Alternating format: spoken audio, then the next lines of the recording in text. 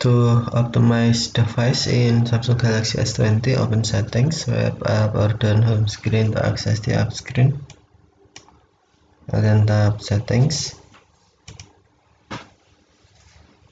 You can also open settings screen from notification panel, swipe the notification panel, and then tap settings icon.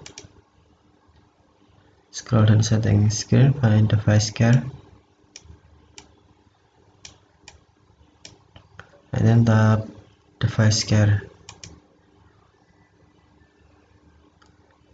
and then tap optimize now.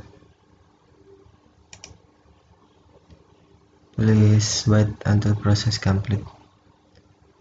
Optimize, and then tap done if finish. All good. Okay, thank you for watching. Have a nice day.